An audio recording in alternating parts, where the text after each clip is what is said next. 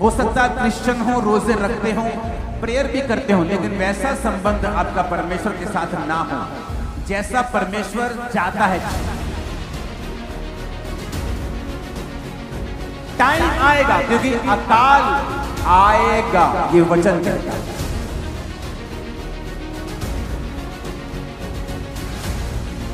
धर्मी भी उसी अकाल में होगा, पापी भी उसी अकाल में होगा। हिलाओ अपने हाथों को। आज जितना वचन मैं सुनूं, मैं 100 गुना फलों को लेके आऊं। प्रभु यीशु मसीह के सामर्थी नाम में हम मांगते हैं। एक बार जोर से तारीफ करो आज की ग्रेस के लिए। देश की आजादी आसान नहीं थी। स्कूल्स में पढ़ाते हैं आप, और देश की आजादी के लिए एक प्राइस पे किया गया। ये बहस का विषय है कि किसने कितना किया। कोई अपना धड़ा बोलता है इसने ज्यादा किया, कोई बोलता है इसने ज्यादा किया। हम उसमें नहीं जाएंगे, लेकिन एक मूल्य अदा किया गया आजादी के लिए। अगर शारीरिक आजादी के लिए मूल्य अदा किया गया, तो आपको यह मालूम होना चाहिए कि अगर आपको स्पिरिचुअल डिलीवरेंस चाहिए, लाइफ में डिलीवरेंस चाहिए, उसके लिए भी आपको एक प्राइस पे करना पड़ेगा।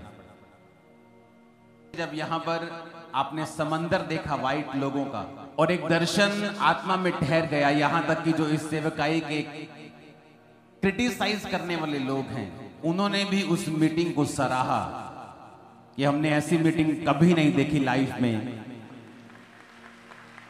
जो दुश्मन थे उनके भी मैसेजेस आए कि ऐसी मीटिंग हमने कभी नहीं देखी।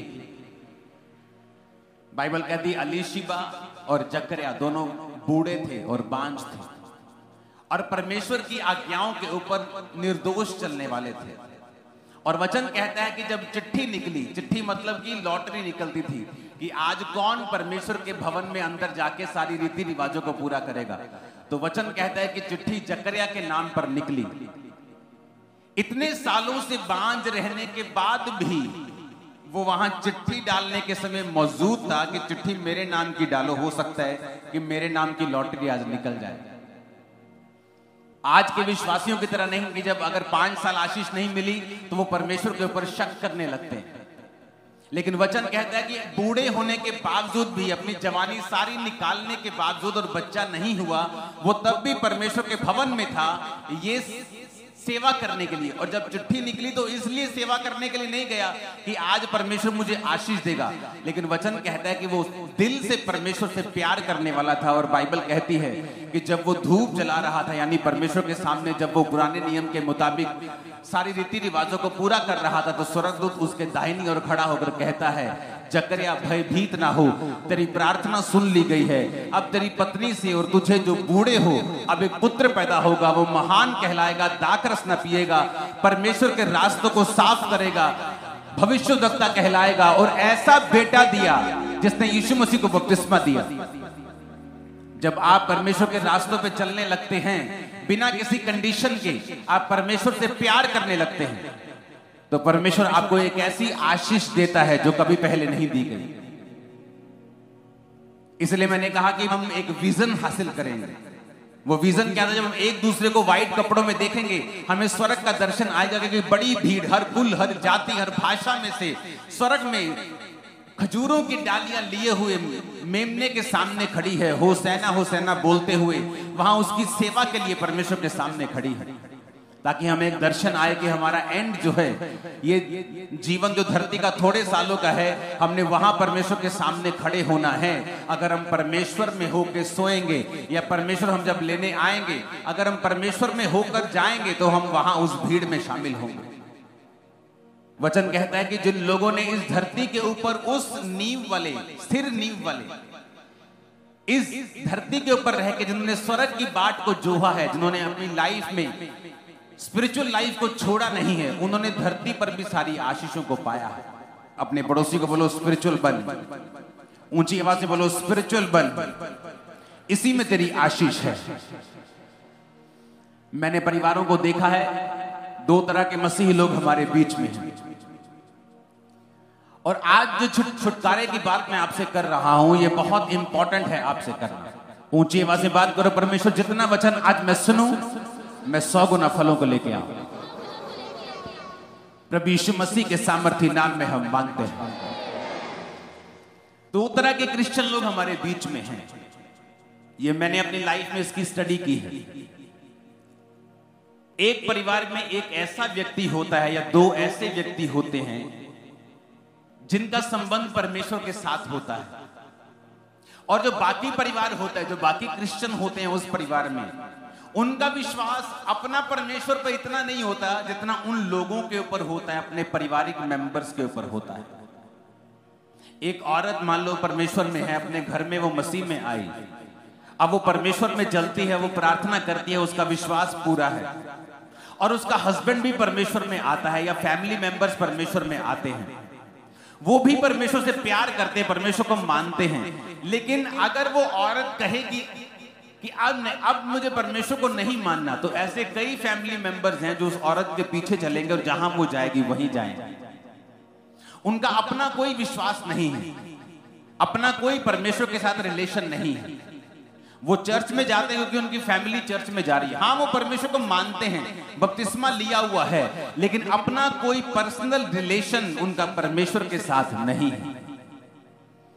मैंने जिन लोगों को अपनी लाइफ में छुटकारा लेते हुए देखा है, और वो छुटकारा जो सिर्फ हीलिंग की मैं बात नहीं कर रहा हूं, सिर्फ मैं दुष्ट आत्माओं से छुटकारे की बात नहीं कर रहा हूं, मैं एक बड़े छुटकारे की बात कर रहा हूं जो वो लेके आता है अपने परिवार में, अपनी लाइफ में, अपने नगर में, अपने देश में। एक बड़ा छुटकारा जो उसकी जिंदगी में घटता है, वो उन लोगों की लाइफ में घटता है जिनके अपने पर्सनल परमेश्वर के साथ रिलेशंस हैं। बड़े ध्यान से इस बात को समझना। तो क्या आप उन लोगों में से हैं जो अपने परिवार के कारण क्रिश्चियनिटी में हैं, प्रभु से प्यार भी करते हैं, चर्च भी आते हैं, प्रेयर भी कर लेते हैं, या आप उन लोगों में से हैं जिनका अपना पर्सनल रिलेशनशिप परमेश्वर के साथ? यहां बहुत सारे यूथ बच्चे बैठे जो इस कारण चर्च में बैठे हैं क्योंकि उनका परिवार चर्च में बैठा है, उनकी मम्मी आज उन्हें चर्च में लेके आई है। क्या वो क्रिश्चियन नहीं है? क्या वो प्रेयर नहीं करते? करते हैं। फास्टिंग नहीं करते? फास्टिंग भी करते हैं। लेकिन उस टाइप का रिलेशनशिप उनका परमेश्वर के साथ नहीं है जैसा उनकी मम्मी का है, पापा का है, या उसके भाई का है, या उसकी बहन का है। और एक ऐसा छुटकारा जो सदा आपको फॉलो करे। एक होता है कि आपको हीलिंग मिल गई, लेकिन थोड़े दिनों के बाद आप एक नई मुसीबत में हैं। लेकिन अगर आप याकूब की जिंदगी को देखेंगे, बाइबल कहती जब उसका भाई उसको मारना चाहता था और उसकी मां ने कहा बेटा भाग जा यहां से, और बाइबल कहती वो भागा और अपने मामा के पास जाके रहने लगा, तो रास्ते में उसने परमेश्वर से प्रार्थना की, परमेश्वर, उस प्रेयर को अगर हम पढ़ेंगे ना, आज वचन बहुत ज्यादा है, कुछ को मैं निकालूंगा, कुछ आपको घर जाके पढ़ने हैं। उत्पत्ति 28 उसकी 20 आयत में लिखा, तब याकूब ने यह मन्नत मानी, यदि परमेश्वर मेरे संग रहकर इस यात्रा में मेरी रक्षा करे और मुझे खाने के लिए रोटी, पहनने के लिए कपड़ा दे, तो मैं अपने पिता के घर में कुशल क्षेम से लौट आऊं, तो यहोवा मेरा परमेश्वर ठहरेगा, और ये पत्थर जिसका मैंने खंबा खड़ा किया है यहोवा का भवन ठहरेगा, और जो कुछ तू मुझे दिया करेगा उसका दशमांश मैं तुझे दिया करूंगा। और बाइबल कहती जब वो मामा के घर पहुंच गया, वहां उसकी शादी हो गई, बच्चे हो गए, जब वो वापिस आ रहा था अपने देश में, फिर उसे मालूम हुआ कि उसका भाई उसे फिर मारना चाहता है। फिर उसने अपने बच्चों को, पत्नियों को आगे भेज के फिर प्रार्थना की, वचन कहता है। उसकी पत्नियां हो सकता है प्रार्थना करती हों, लेकिन वो रिलेशनशिप जो याकूब का था वो किसी का नहीं था। वो संबंध जो परमेश्वर का उसके साथ था वो किसी परिवार के और मेंबर का नहीं था। और आप अगर देखेंगे तो याकूब अपनी जिंदगी में बार बार छुटकारे को चखता रहा। थोड़े थोड़े सालों के बाद परमेश्वर का हाथ उसे दिखता रहा और वो हाथ उसकी जिंदगी में काम करता रहा। ऊंची आवाज में हालेलुया बोलो। मैं जो समझाने की आपको कोशिश कर रहा हूं, समझ पा रहे हैं कि नहीं? एक पर्सनल रिलेशनशिप परमेश्वर के साथ, एक पर्सनल संबंध परमेश्वर के साथ। हो सकता है क्रिश्चियन हो, रोजे रखते हो, प्रेयर भी करते हो, लेकिन वैसा संबंध आपका परमेश्वर के साथ ना हो जैसा परमेश्वर चाहता है, जैसा याकूब का था, जैसा डैनियल का था, जैसा यूसुफ का था, जैसा चेलों का था, जैसा पौलुस का था। मैं उस तरह के रिलेशनशिप की बात कर रहा हूं। अगर ऐसा संबंध आप परमेश्वर के साथ कायम करने में कामयाब रहते हैं तो आप छुटकारे को अपनी डेली लाइफ में महसूस करेंगे। वो आपकी फैमिली साल्वेशन हो, वो आपकी बिजनेस का छुटकारा हो, आपकी फाइनेंशियल लाइफ हो, वो आपकी शारीरिक लाइफ हो, वो सेहत हो। आप देखेंगे कि जैसे ही आपको शैतान ने फंसाया या आप फंसे या परीक्षा के कारण फंसे, परमेश्वर का आत्मा आपको निकालता जाएगा, क्योंकि आपके रिलेशनशिप परमेश्वर के साथ स्ट्रांग है। नहीं तो क्या होता है, आपका परिवार जब आपको चर्च में लेके आता है, आपकी मम्मी आपके लिए प्रेयर करती है, आपका पास्टर आपके लिए प्रेयर करता है, आप छुटकारा पाते हैं। लेकिन थोड़े दिनों के बाद जब आप एक नई मुसीबत में होते हैं, आप फिर कंफ्यूज हो जाते हैं कि अब मैं क्या करूं, क्योंकि अभी आपको खुद खाना बनाना नहीं आया। अभी आप पकी पकाई खा रहे हो, कभी माँ ने खिला दी, कभी बहन ने खिला दी, अभी खुद आपको पकाना नहीं आता, अभी खुद आपको सब बनाना नहीं आता। लेकिन मैं ये बात कर रहा हूं, अगर आपका पर्सनल रिलेशनशिप, आपका पर्सनल संबंध जब परमेश्वर के साथ बनता है और आपको समझ आती है और परमेश्वर के साथ आपका नाता जुड़ता है, आप जब भी फंसेंगे आप प्रेयर करेंगे और परमेश्वर आपको छुड़ाता जाएगा। ऊंची आवाज में हालेलुया बोलो। ये एक खास मैसेज है जो परमेश्वर ने मुझे आपको देने के लिए बोला है। तो इसका कारण ये है कि ये पक्की बात है कि जितने लोग चर्च में इस समय बैठे हैं, क्रिश्चियन तो हो सकते हैं, लेकिन सबका पर्सनल संबंध परमेश्वर के साथ नहीं है, और वही हमें कायम करना है। बाइबल कहती है, याकूब ने कहा परमेश्वर के साथ उसका पर्सनल संबंध है, वो प्रार्थना करने वाला व्यक्ति था। इसहाक कैसे छूटा और बार बार छूटा। आप देखेंगे व्यक्तियों को बार बार ये छूटे, नहीं तो क्या होता है, एक बार आप छूटे, अगली बार फंसे, फिर फंसे रह गए और फिर विश्वास से हट गए। लेकिन अगर परमेश्वर के साथ आपका संबंध राइट है, सही है, फिर आप एक बार छूटे, दो बार छूटे, तीन बार छूटे, बार बार छूटे और छूटते रहे, बचते रहे और गवाहियों के साथ आते रहे। आमीन मेरे को खड़कने वाला चाहिए। ऊंची आवाज में हालेलुया बोलो। वैसा संबंध याकूब का था, यूसुफ का था, डैनियल का था। इसहाक कैसे बचा? वचन कहता है कि अपने पिता को उसने देखा कि उसके पिता के संबंध परमेश्वर के साथ राइट थे और वो बार बार छूटता था, और यही बात इसहाक ने फॉलो की। शाम के समय बाइबल कहती है वो वचन का ध्यान करने के लिए मैदान में जाता था। मैदान में जाता था तो वचन का ध्यान करता था, पर्सनल संबंध परमेश्वर के साथ अपने कायम करता था। फिर छूटा। कैसे? इतना होने के बावजूद भी, इतने पैसे बरकत होने के बावजूद भी उसकी पत्नी बांझ थी, बाइबल कहती है। फिर छुटकारा पाया, बेबी हुआ, और वचन क्या कहता है, फिर अकाल पड़ा। जब अकाल पड़ता था तो देश के देश नाश हो जाते थे। वहां टेक्नोलॉजीज नहीं थी कि इलेक्ट्रिसिटी है, नीचे से मोटर लगाकर पानी निकाल लेंगे या कुछ ऐसा कर लेंगे। कुदरत पे इंसान निर्भर था। अगर आप पुराने टाइम में चले जाएंगे, आज से कुछ साल पहले, तो कई कई जगहों के ऊपर जो इंसान की एवरेज लाइफ थी वो 56 साल की भी रह गई थी। महामारियां जब बढ़ जाती थी तो वैक्सीन नहीं होती थी। आज दवाइयां हैं, वैक्सीन हैं, तो इंसान को ज्यादा जीने में मदद मिलती है। तो तब के समय में अगर अकाल पड़ा तो समझो मौत आई। लेकिन वचन क्या कहता है, उसके संबंध परमेश्वर के साथ थे। जैसे ही अकाल पड़ा और उसने स्टेप लेने चाहे, परमेश्वर ने क्या कहा, इसहाक इस देश में रहे और इस देश को मत छोड़, मैं तुझे फलवंत करूंगा और यहीं पर ब्लेस करूंगा। कैसे परमेश्वर ने उससे बात की? क्योंकि उसके जो पर्सनल संबंध थे परमेश्वर के साथ वो सही थे। अगर उसके साथ परमेश्वर के संबंध ना होते तो परमेश्वर कभी उससे बात नहीं करता। लोगों को चाहिए कि जब वो मुसीबत में फंसते हैं प्रभु से बात करना शुरू करते हैं कि परमेश्वर अब मैं क्या करूं। लेकिन परमेश्वर आपसे बात नहीं करता अगर आप अपने भाई के पास, अपने दोस्त के पास, अपने रिश्तेदार के पास तभी जाते हैं जब आपको पैसों की जरूरत होती है। आपका रिश्तेदार अमीर है, आप उससे कभी हेलो नहीं करते, कभी हाय नहीं करते, कभी मिलते नहीं। आपका दोस्त बड़ी पदवी के ऊपर है, एमएलए है, आप तभी मिलते जब आपको जरूरत होती। तो वो भी एक दिन समझ आता है कि यार ये मुझे सिर्फ इस्तेमाल कर रहा है, इसे मुझसे कोई प्यार नहीं है, मेरे साथ कोई लेना देना नहीं है। और वचन क्या कहता है? इजहाक शाम के समय परमेश्वर के वचन का ध्यान करने के लिए जाता था। हो सकता है कि परमेश्वर ने शायद 20 साल उसको जानबूझ के बांझ रखा ताकि इन 20 सालों में ये मुझे खोजे और इसका संबंध मेरे साथ सही हो जाए। क्यों? क्योंकि आने वाले समय में अकाल पड़ने वाला है।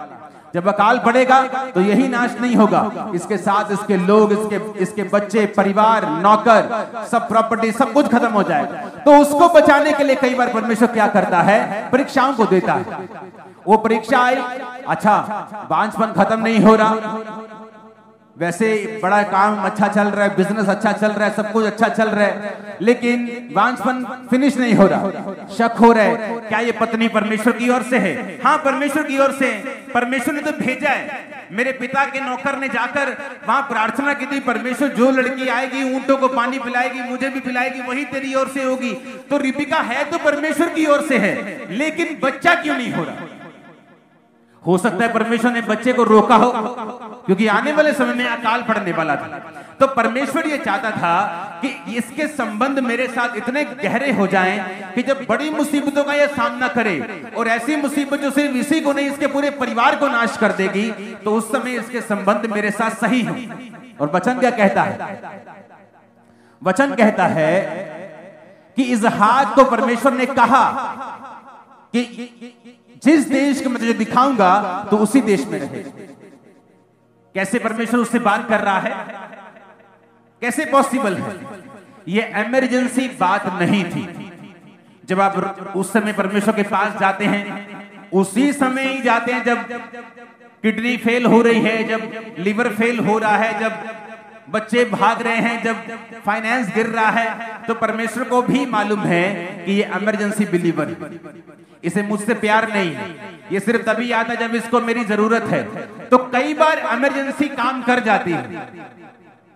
आपका दोस्त कई बार ऊंची पोजीशन पे, आपने कभी उसे याद नहीं किया और सडनली आपको जरूरत पड़ गई तो कहता नहीं यार तू मेरा पुराना दोस्त है, और आप फिर काम करवाने के बाद उसको 2-4 साल फिर भूल जाएं और फिर आपको मुसीबत पड़े, आप फिर एमएलए को उस दोस्त को फोन करें। वो समझ आता है कि तू आदमी सही नहीं है। हालेलुया, तू सही आदमी नहीं, तो मुझको तभी याद करता है जब तुझे मेरी जरूरत होती है। उससे क्या होता है? उससे आप उस लेवल पर, उस पोजीशन पर नहीं आते कि आप परमेश्वर की बात को सुन सकें। बाइबल कहती जब एस्तर ने रोजे रखे तो वो रोजे इमरजेंसी रोजे नहीं थे। एस्तर को रोजे रखना सिखाया गया था क्योंकि वो यहूदी ट्रेडिशन में रोजे रखना, बोना, टाइट बोना सिखाया जाता है।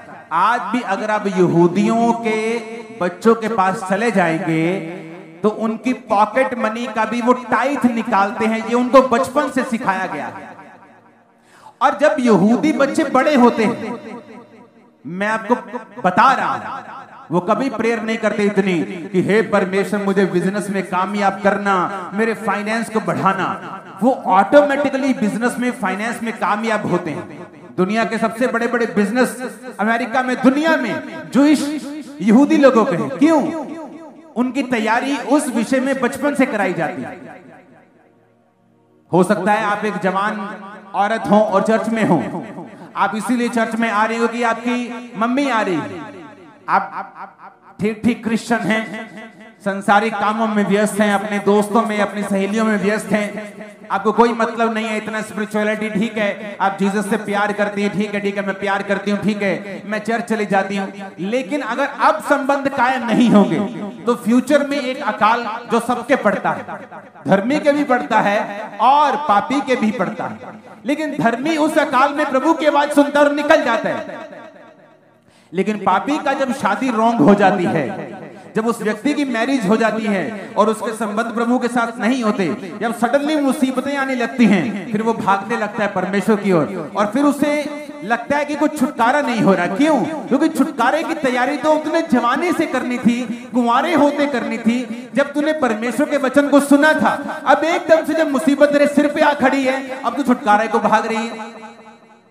कितने मेरी बातों को समझ रहे हैं? तब क्या होता है? तब जब हमने जो समय वेस्ट कर दिया, वो समय जो जवानी का था, हमने परमेश्वर के साथ अपने रिलेशनशिप बिल्ड नहीं किए, तब क्या होता है? तब हमें वो सब काम जो मुझे जवानी में करने थे, परमेश्वर उस समय करवाना शुरू करता है और फिर वो समय और फ्रस्ट्रेशन वाला लगता है, क्योंकि पति बदलने का नाम नहीं लेता, बच्चा बदलने का नाम नहीं लेता, बेटा नशा छोड़ने का नाम नहीं लेता, घर में फाइनेंशियल सिचुएशन बदलने का नाम नहीं लेती। क्यों? क्योंकि अब हमें वो सारा कोर्स लेना पड़ेगा जो पहले हमें आसानी से मिल रहा था, अब हमें उसका प्राइस पे करना पड़ेगा। जोर से हालेलुया बोलो खड़का के जरा। मैंने जब इंजीनियरिंग की तो हम 3 दोस्तों ने पेपर दिए थे, जो मेरे स्कूल के दोस्त थे। हमने फैसला किया कि हम इंजीनियरिंग का जो एंट्रेंस एग्जाम होता है हम वो देंगे। तो हम तीनों ने एग्जाम दिए। एक दिन मेरे 2 दोस्तों ने अपने डैडी को कोई बात बोली कि हम इसके साथ स्टडी नहीं करना चाहते, क्योंकि ये कॉम्पिटिटिव एग्जाम है, सीटें थोड़ी हैं, पाने वाले ज्यादा हैं। तो उसके बाप ने मुझे बुला के बोला, बेटा ऐसा है कि ये कॉम्पिटिटिव एग्जाम्स होते हैं, क्योंकि जो मेरे दोस्त का बड़ा भाई था वो पहले भी एग्जाम दे चुका था, उसको नॉलेज थी, तो हम उसके पास पढ़ने के लिए 10वीं के बाद जाते थे। तो उसने कहा कि अब तुम काफी पढ़ लिए हो, अब तुम अपने आप एग्जाम दो, कॉम्पिटिटिव बेटा कंपटीशन का जमाना है, तो अपने घर में बैठो और पढ़ो। और मैंने बिल्कुल माइंड नहीं किया, मैंने अपनी बुक्स ली, मैं अपने घर में बैठकर साथ साथ स्टडी करता, साथ साथ तैयारी करता रहा। और जब रिजल्ट आया तो मेरा इंडिया में कुछ 100 पे रैंक आया और मुझे फ्री सीट गवर्नमेंट ने दी। इंजीनियरिंग का कोई खर्चा मेरा नहीं हुआ, तो मैं फ्री सीट में पढ़ा। और वहां पर जब मैं अपने कॉलेज में गया तो वहां 1-1 लाख रुपए दे के स्टूडेंट आए हुए थे। मैंने कहा तुम 1 लाख रुपए दे, वहां 2000 में 1 लाख बहुत बड़ी अमाउंट होती थी। मतलब आज के लगा लो कि वो उस समय 1500 तनख्वाह होती थी एक आम बंदे की। दुकान पे जाओ तो 1500 रुपए नौकरी मिलती थी, आज दुकान पे जाओ तो 8-10 हजार रुपए नौकरी मिलती, 6 गुना। मतलब आज लगा लो कि 6-7 लाख रुपए एक साल की फीस थी। तो मैंने कहा तुम इतनी फीस क्यों भर रहे हो? कहते हमारे नंबर नहीं आए थे, हमने पेड सीट ली। कहता तुम, मैं कहा मेरी फीस 200 रुपए महीना थी, मैं फ्री सीट पढ़ा हूं। वो फ्री सीट बोलते हैं उसे। जितने स्टूडेंट्स का इंडिया में, पंजाब में जैसे रैंक आता था अच्छा, तो कुछ स्टूडेंट्स को फ्री सीट मिलती थी, उनको पे करने की जरूरत नहीं थी। तो मैं वहां पर पढ़ रहा था। जो दोस्त मुझे बाहर निकाल रहे थे उनका रैंक ही नहीं आया, वो 0 रैंक आया, सीट मिली नहीं, फेल हो गए दोनों।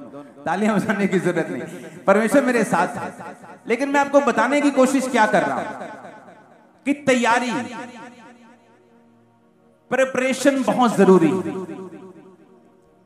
आपको आज मौका मिल रहा है कि आप परमेश्वर के साथ अपने संबंध को कायम करें, लेकिन आपने आज ध्यान नहीं दिया, तो फिर क्या हुआ? फिर वो बच्चे जो तैयारी नहीं कर रहे थे, अपने बाप के लाखों रुपए खर्चवा रहे थे, same college, same sir, same कुर्सी। कोई बच्चा लाखों में पढ़ रहा था और कोई सिर्फ 200 रुपए महीने में फ्री सीट में पढ़ रहा था। कारण क्या? जब समय था तो तैयारी की गई, उन्होंने तैयारी नहीं की और नुकसान कर किया। आज एक क्रिश्चियन है जो अपने संबंधों को कायम कर रहा है, वचन सुन रहा है, यूथ बैठा है, अपनी रिलेशनशिप को त्याग रहा है, बॉयफ्रेंड गर्लफ्रेंड के चक्कर खत्म कर रहा है, प्रार्थना शुरू कर दी, एक है लेकिन सुन तो रहा है, लेकिन अभी भी उसी चक्कर में फंसा हुआ है। टाइम आएगा, क्योंकि अकाल आएगा, ये वचन कहता है। धर्मी भी उसी अकाल में होगा, पापी भी उसी अकाल में होगा। जब कोविड आया तो क्या ऐसा हुआ कि धर्मी दूसरे मंगल ग्रह पे चले गए और पृथ्वी वालों पे कोविड आया? ऐसा हुआ क्या? धर्मी कहां थे जब कोविड आया? बोलो, यही थे कि नहीं थे? लेकिन लोगों पे हमने ले हैंड भी किया, आधा आधा घंटा कोविड वाले लोगों की काउंसलिंग की, तब जब वैक्सीनेशन नहीं निकली थी। ऑनलाइन हुए, लोगों को राशन बांटा। उस समय क्यों? अकाल आ चुका था, हमारी तैयारी शुरू से थी। लेकिन जिनकी तैयारी नहीं थी वो प्रभु प्रभु करते फिर रहे थे। आए प्रभु, मर गए मर गए मर गए मर गए। कितने मेरी बात को समझ रहे हैं? एक समय है आज जब आपको पर्सनल रिलेशनशिप प्रभु के साथ बनाना है। इसलिए नहीं मम्मी आ रही है, डैडी आ रहा है, परिवार आ रहा है तो मैं भी जा रहा हूं, आज चर्च जाना है, आज मैं बैठा हूं कि मेरा परिवार सारा आया है, मुझे बैठना पड़ेगा। इस समय को अगर आप वेस्ट करते हो तो भैया कोर्स तो करना पड़ेगा। या तो फ्री में कर लो मेरी तरह, या फिर बाद में जब मैरिज टाइम पर, बड़े होने के बाद, एक उम्र आने के बाद तुम अकाल में पड़ोगे, फिर वही कोर्स तुमको करना पड़ेगा, लेकिन रुपया भी देना पड़ेगा, साथ में प्राइस पे करना पड़ेगा। एक्स्ट्रा तुम्हें वो कोर्स दुखी करेगा, करना पड़ेगा, स्पिरिचुअल होना ही पड़ेगा। फिर वो लड़की वो लड़का जो आज परिवार की वजह से क्रिश्चियन हो रहा है, चर्च में आ रहा है, तब उसे अपने पर्सनल रिलेशनशिप प्रभु के साथ बिल्ड करने पड़ेंगे, क्योंकि अब प्रभु ये चाहता है उसकी लाइफ में, तब परमेश्वर उसे छुटकारा देगा। तो क्यों नहीं वो पर्सनल रिलेशनशिप जो बाद में छितर खा के करनी है, अब कर ली जाए। परमेश्वर ने मुझसे साफ कहा है आप लोगों के लिए आज कि अगर चर्च अपना पर्सनल रिलेशनशिप मेरे साथ नहीं बनाएगी, वो छुटकारा हासिल नहीं कर पाएगी। आपने प्रेयर रिसीव किया, आप हील हो गए, बिकॉज गॉड इज गुड। आपने प्रेयर की, आप डिलीवर हो गए, बिकॉज गॉड इज गुड। वो अच्छा है, वो भला है। लेकिन क्या आपने पर्सनल रिलेशन परमेश्वर के साथ बिल्ड किया? No, because famine is coming, वो आ रहा है अकाल, और वो किसी को छोड़ेगा नहीं। वो धर्मी पर भी आएगा, पापी पर भी आएगा। धर्मी बच जाएगा, इसहाक की तरह 100 गुना फल लाएगा उस अकाल में भी। और यीशु के नाम में भविष्यवाणी करता हूं, जो धर्मी आप में बैठे हैं, 100 गुना फलों के साथ, गवाही के साथ, एक बड़ी टेस्टिमनी के साथ, ढोल के साथ वापिस आ रहे। नहीं खड़कने वाला 7 आमीन चाहिए मेरे को। नहीं खड़कने वाले आमीन चाहिए, साथ ऊंची आवाज में।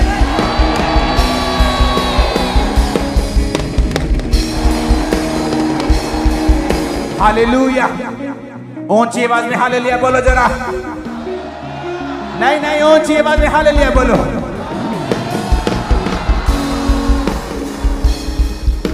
कितने इन बात को समझ रहे हैं कि अब बेटा आज आ तो गए मम्मी के कहने के ऊपर, पर तुमको आज समझ आ रही है कि परमेश्वर तुम्हारी जिंदगी से भी क्या चाहता है।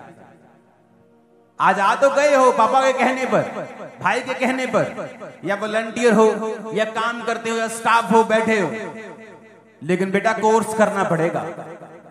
अच्छा है कि अभी कर लो, फ्री सीट पे कर लो, पेड सीट पे करोगे यही कोर्स, सेम कोर्स।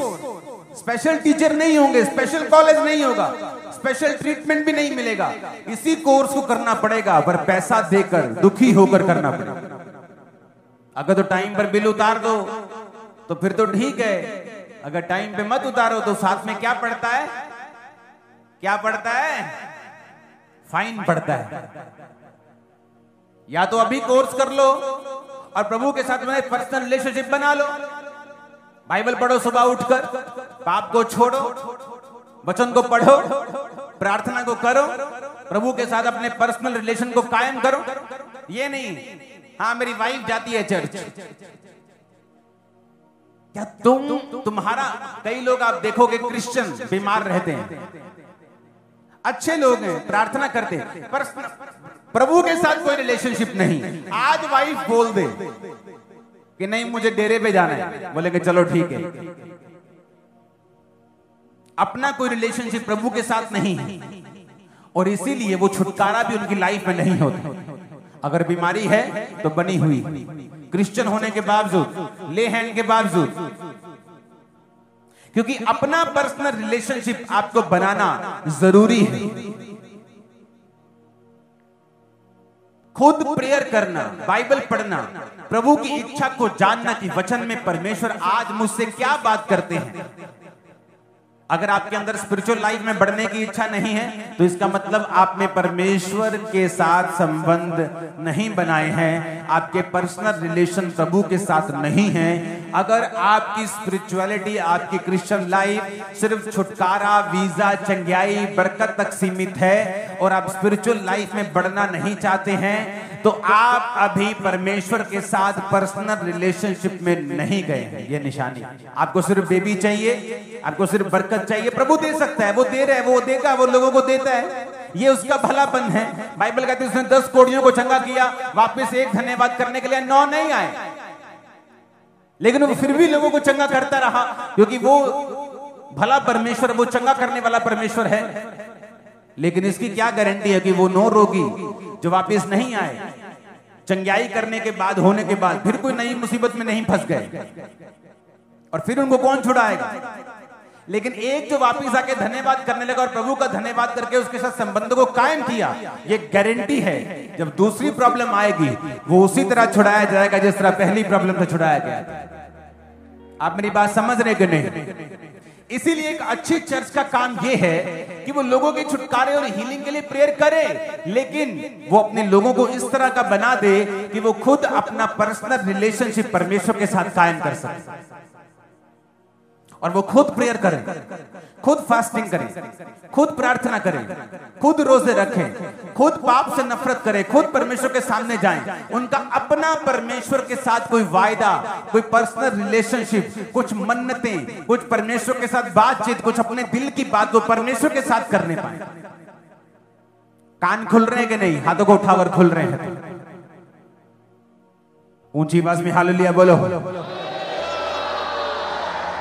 अपने पड़ोसी को बोलो, अपने संबंध खुदा के साथ कायम कर। मैंने अपनी लाइफ में किसी व्यक्ति को ऐसा नहीं देखा जो स्पिरिचुअल हो और घाटे में रहा। टाइमिंग इधर उधर हो सकती है, कुछ साल इधर उधर चल सकता है प्रभु की इच्छा के मुताबिक, क्योंकि जो आप नहीं देख सकते खुदा देखता। इसहाक नहीं देख सकता आने वाला समय क्या है। किसी को कोविड आने से पहले मालूम नहीं था कोविड आएगा, लेकिन जो धर्मी थे वो तैयार थे, वो घबराए नहीं, कोविड आने के ऊपर घबराए नहीं, भागे नहीं, छुपे नहीं। जो लोग नई नई चर्चेस को देखते हैं, बोलते हैं ये कहां थे जब कोविड था। कमेंट करने से पहले फेसबुक मेरी निकाल के देख लेना कोविड टाइम की मैं कहां था, मालूम हो जाएगा। और वहां ही पड़ी है लाइव चीजें। और पंजाब पुलिस हमारे साथ होती थी, सरकार हमारे साथ होती थी। और तब नहीं जब वैक्सीन निकल आई, पहली लहर की बात कर रहा हूं, जब डर के मारे हाथ पैर कांप रहे थे, लोग घरों में बैठे। अकाल अब नहीं आया, ये कुछ कुछ सालों के बाद धरती पर आता ही रहता है। फाइनेंशियल ऑपरेशन, मंदी, महामारी, युद्ध, ये सारे अकाल के ही प्रतिरूप हैं। और ये आते हैं कुछ कुछ साल के बाद, और जिनकी तैयारी होती है, खुदा के साथ रिलेशनशिप बिल्ड होती है, वो निकल जाते हैं घराने समेत। बहुत ही लोगों ने 2020 में ही परमेश्वर के साथ अपने संबंध मजबूत किए, जब उन्हें मालूम हुआ कि कुछ नहीं है दुनिया में। बड़े बड़े एक्टर, बड़े बड़े लोग सुसाइड कर रहे हैं, डिप्रेशन हो रहे हैं लोगों को। कोई फेम, कोई इंस्टाग्राम, मिलियंस ऑफ फॉलोअर्स बचा नहीं सके। 2020 में अपने संबंध कायम करने उन्होंने खुदा के साथ शुरू की। तब मुश्किल हुई, पर जो पहले आसानी के साथ हो रहा था 2020 में पेड सीड की तरह लग रहा था। तो अच्छा ये है, आज अभी जहां मैं हूं, बुढ़ापे में हूं, जवानी में हूं, शादीशुदा हूं, कुंवारा हूं, अमीर हूं, गरीब हूं, आज से ही प्रभु के साथ अपना पर्सनल नाता मैं कायम करूंगा। मेरी मम्मी को मुझे कहने की जरूरत ना पड़े बेटी पाप मत करना। नो नो नो नो, फिर आपका प्रभु के साथ कोई रिलेशन नहीं है। इसका मतलब आपकी मम्मी को समझाना पड़ रहा है, इसका मतलब आपका प्रभु के साथ रिलेशन नहीं है। आपके पास्टर को आपको अगुवाई करना पड़ रहा है, बेटा पवित्रता में रहना है, इसका मतलब आपका प्रभु के साथ कोई रिलेशनशिप नहीं है। अगर प्रभु के साथ आपका रिलेशनशिप हो, आप कभी पाप नहीं करेंगे। आप तभी पाप में गिरते हैं जब आप अपने रिलेशनशिप को कमजोर कर देते हैं। अगर आपकी प्रार्थना की लाइफ घट रही है और आपकी रोजे घट रहे हैं और आपकी बाइबल रीडिंग घट रही है, तो ये आपकी लाइफ के ऊपर शैतान का सबसे बड़ा अटैक है। बीमारी सबसे बड़ा अटैक नहीं है, गरीबी सबसे बड़ा अटैक नहीं है, आपकी स्पिरिचुअल लाइफ के ऊपर शैतान का अटैक सबसे बड़ा अटैक है। क्योंकि इसके बाद जब वो छीना जाएगा, जब स्पिरिचुअल लाइफ को शैतान छीन लेगा, वो सब कुछ छीन लेगा। बाइबल कहती जितनी बनी चीजें तुम देखते हो, ये सारी अनदेखी वस्तु से आती हैं, अनदेखे परमेश्वर की ओर से आती है। जो देखी हुई वस्तुएं तुम देख रहे हो, ये अनदेखे परमेश्वर से आ रही हैं और उसके शब्दों के द्वारा आ रही हैं। तुम्हारी लाइफ में भी जो अनदेखी वस्तुएं ब्लेसिंग के रूप में आएंगी, वो भी शब्दों के द्वारा और परमेश्वर के द्वारा, और अनदेखी वस्तु, अनदेखी आत्मा और अनदेखे परमेश्वर के द्वारा ही वो आएंगी। ऊंची आवाज में हालेलुया बोलो जरा। तो कई बार आपको ये मालूम नहीं होता कि राइट नाउ मैं मुसीबत से क्यों गुजर रहा हूं। ये साइलेंट टाइम कुछ सालों का जो इसहाक की लाइफ में था, उसके बेबी नहीं हो रहा। सवाल पूछ, प्रभु ये मेरी लाइफ में क्या प्रॉब्लम है? मेरा बाप धर्मी, मैं धर्मी, मेरी वाइफ धर्मी, आई खुदा से है, मैं खुदा से हूं, तो भी ऐसा क्यों है? क्योंकि परमेश्वर उसकी तैयारी करवा रहा था कि उस पाप को जिसने उसको पीछे रखना है, उस पर वो फतह पा जाए। परमेश्वर ने कहा पाप द्वार पर ही छुपा रहता है और तुझे उसके ऊपर प्रभुता करनी है। पाप तो जस्ट माइंड में ही छुपा रहता है। जैसे ही आप प्रभु के वचन से हटे, अविश्वास एंटर किया, जैसे ही वो एंट्री मारता है। और वचन क्या कहता है? जब आप लगातार अपने माइंड को फीड करते रहेंगे वचन के साथ, लगातार आप अपने आप को फीड करेंगे, अपने आप को वचन देंगे, अपने आप को संगति में रखेंगे, आप बचते रहेंगे। और क्या होगा जब इतनी लंबी परीक्षा के बाद, उस परीक्षा के कारण रोज मैदान में वचन का ध्यान करने के लिए वो गया, तो एक संबंध कायम हो गए। आज जब दुष्ट आत्मा से लोग जहां छुटकारा पाते हैं, डिप्रेशन से छुटकारा पाते हैं, दुष्ट आत्माओं से, बीमारियों से, तो उनको शायद ये स्टोरी ना मालूम हो कि 2005 में आने के 2005 में प्रभु में आने के बाद, 2004 के बाद, 5 में आने के 1 साल बाद डिप्रेशन मेरा 2 गुना, 3 गुना, 4 गुना बढ़ गया था, कम होने की बजाय। तो मैं प्रभु से पूछ रहा था, प्रभु ये परीक्षा क्यों? मेरा बढ़ गया, लोगों का कम होता है, मेरा ज्यादा हो गया। लेकिन उसी प्रॉब्लम की वजह से मेरी मेहनत बढ़ी, बाइबल से खोजना बढ़ा, 6-6 घंटे बाइबल पढ़ी, 4-4 दिन में नया नियम खत्म करता था मैं, 4 दिन में।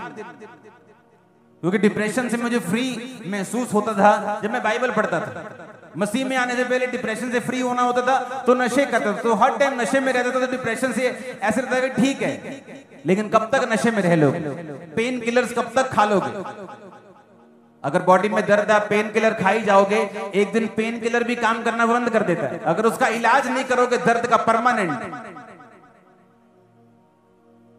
तो परमानेंट इलाज क्या है? परमेश्वर के साथ रिलेशनशिप कायम करना। तो रिलेशनशिप मैंने कायम, अपनी प्रार्थना को 15 मिनट से लेके 45 मिनट किया, 45 मिनट से लेके 2 घंटे किया, 2 घंटे से लेके 5 घंटे किया, रिलेशनशिप को बिल्ड किया।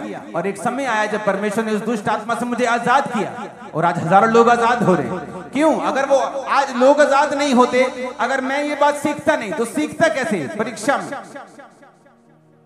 जो कुछ भी आपके जीवन में घट रहा है, अगर आप उसके बारे में क्वेश्चन कम करें और प्रेयर ज्यादा करें, सवाल जवाब कम करेंगे, प्रभु के साथ बहस कम करेंगे, प्रार्थना ज्यादा करेंगे और संबंध ज्यादा कायम करेंगे, तो जल्दी आप एक बड़े छुटकारे को, परमानेंट छुटकारे को अपनी लाइफ, अपने परिवार, अपने फाइनेंस, अपनी बॉडी, अपनी स्पिरिट के ऊपर आता हुआ देखेंगे। खड़कने वाला आमीन चाहिए चर्च में। हालेलुया। हमारा परमेश्वर जो जेंटल परमेश्वर और थोपता नहीं, वो आज आपको मौका दे रहा है कि या तो अपने आप रिलेशनशिप कायम कर लो और फ्री सीट में आ जाओ और कोर्स पूरा कर लो, या फिर कुछ साल रुक कर पेड सीट में जाना, वही कोर्स को ज्यादा दुखी होकर करना। लेकिन जब छोटा बच्चा एबीसी नहीं पढ़ता और बड़े हो गए उसे मालूम होता है कि मुझे बाइबल पढ़नी है, भाई मुझे तो क ख आना चाहिए, उड़ा एड़ा आना चाहिए, एबीसी आनी चाहिए। जब बड़ा बच्चा ट्यूशन रखता है उसे कुछ कुछ शर्म महसूस होती है।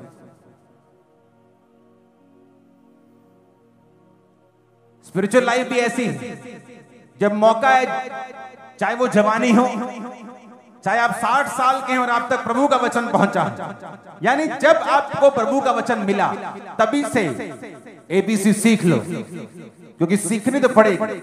10 साल बाद सीखेंगे तो शर्मिंदा हो होकर सीखेंगे। लोग क्वेश्चन करेंगे, तेरा पति ऐसा कैसे निकला, तू क्रिश्चियन है, तेरी वाइफ ऐसे कैसी हो गई। लेकिन अगर अभी कर लेंगे तो शर्मिंदा नहीं होंगे। बाद में वही एबीसी करेंगे, कोर्स करेंगे तो शर्मिंदा हो होकर करेंगे। करनी वही एबीसी है, करना वही कोर्स है। अभी कर लेंगे तो वेल एंड गुड है, ब्लेस्ड है, प्राउड होगा। बाद में करेंगे तो करना तो पड़ेगा। आज आपका चर्च में आना मुबारक हुआ है। मैं जानता हूं इस वचन के जरिए हजारों लोग तौबा करेंगे और समझ जाएं कि भाई साहब रास्ता यही है। अब जब थोड़ा पानी आ रहा है तो निकल जाओ, जब ज्यादा पानी आएगा निकलना तब भी पड़ेगा। अब तो थोड़े छींटे पड़ के निकल जाएंगे, लेकिन बाद में पूरे गीले होकर निकलना पड़ेगा। तो फैसला प्रभु आप पे छोड़ते। उसने कभी किसी के साथ जबरदस्ती नहीं की। उसने कहा अगर दिल के दरवाजे को खोलेगा, मैं तेरे भीतर आऊंगा, तुझे खाना दूंगा, तो मेरे साथ खाएगा, मैं तेरे साथ खाऊंगा। ये उसने अन्य जातियों के लिए नहीं बोला, कलीसिया को बोला।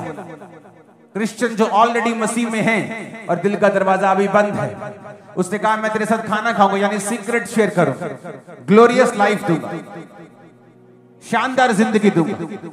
खाने का मतलब हीलिंग भी, चंगाई भी, स्पिरिचुअल रेवलेशन भी, सीक्रेट्स भी, ग्लोरियस लाइफ भी, रिवॉर्ड भी। लेकिन अगर दिल का दरवाजा खुलेगा तो